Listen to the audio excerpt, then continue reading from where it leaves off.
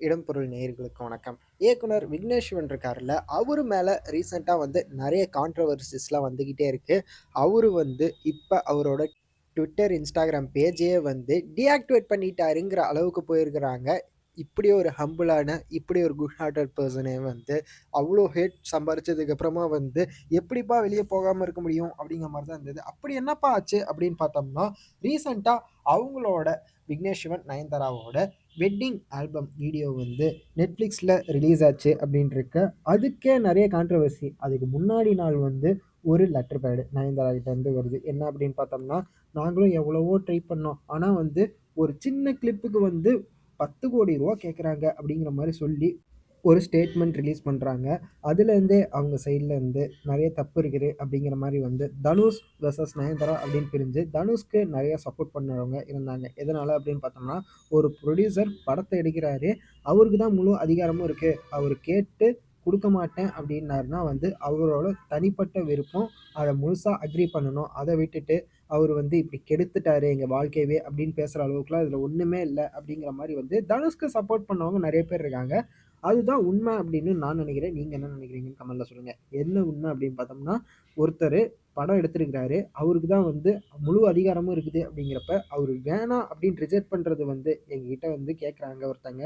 இந்த வீட ஷூட்டிங் பண்ண முடியுமான்ட்டு. அது வேணும், வேணாம் அப்படின்னு சொல்ற முழு அதிகாரமும் என்கிட்ட இருக்குது அப்படிங்கிற மாரி தான் அவரோட படம் அது. அவரு முழு அதிகாரமும் அவர்ட்ட தான் இருக்கு. வேணான்னு சொன்னதுல, அத கிரிட்டிசைஸ் பண்ணது, அது தப்பு அப்படின்னு சொன்னதெல்லாம் நியாயமா அப்படின்னு பார்த்தோம்னா, எனக்கு நியாயமா படல அப்படிங்கிறது தோணுது. நீங்க என்ன நினைக்கிறீங்க அப்படிங்கிறத கமெண்ட்ல சொல்லுங்க.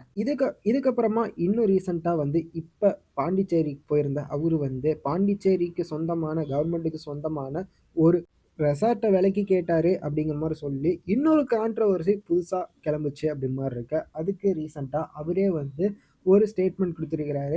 நான் இத பார்த்து ரொம்ப சிரிக்கிற மாரி தான் இருந்தது. இப்படி ஒரு விஷயமே நடக்கல. நான் என்னோட படமான எல்ஐ கேக் படத்துக்காக ஷூட்டிங்க்கு பெர்மிஷன் கேட்கறக்காக தான் போயிருந்தேனே தவிர, அந்த பில்டிங்கே நான் விலைக்கு கேட்கறது, அதுக்கப்புறமா லீஸ்க்கு கேட்டது அப்படிங்கிறதெல்லாம் முற்றிலும் வதந்தி அப்படிங்கிற மாரி அவரு சொல்லியிருக்காரு.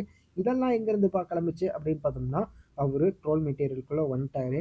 அதுக்கப்புறம் அவரு என்ன பண்ணாலுமே ரீசென்ட்டா அவரு படமே எடுக்காம ரவுண்ட் டேபிள்ல அட்டெண்ட் பண்ணாரு அப்படிங்கிற மாரி கலாய்ச்சிட்டு இருந்தாங்க. ரவுண்ட் டேபிளா? அது வேற ஒரு ரவுண்ட் டேபிள் அப்படிங்கிற மாரிலாம் கலாய்ச்சிட்டு இருந்தாங்க அப்படிங்கிற மாரி இருக்கு. ஸோ அவர சுத்தி சுத்தி கான்ட்ரோவர்சிஸ்லாம் ஆயிட்டே இருந்ததுக்கு காரணம் அவங்க பண்ண சில விஷயங்கள் தான் அப்படிங்கிற மாரி தோணுது. ஸோ அதனால தான் இப்ப அவர் பண்ணாத ஒரு விஷயத்தையுமே எடுத்து அத மீம் மெட்டீரியலா ஆக்கி, ட்ரோல் மெட்டீரியலா ஆக்கி வீடியோ வந்திருக்கு அப்படிங்கிறது. இப்ப இவங்க பண்ணது சரி அப்படிங்கிறத சொல்லல. கண்டிப்பா அவர சுத்தி நடந்த வதந்திகளுக்கு கண்டிப்பா அவர் ரெஸ்பான்ஸ் பண்றது சரிதான் அப்படிங்கிற மாரி தோணுது. அதனால சின்ன பிரச்சனையானதுக்கப்புறம் மீண்டும் மீண்டும் ஒருத்தர ட்ரோல் பண்றது அப்படிங்கிறது சரியா இருக்குமா அப்படின்னா, கண்டிப்பா சரியில்ல அப்படின்னு தான். ஒரு விஷயம் பண்ணிட்டாங்க.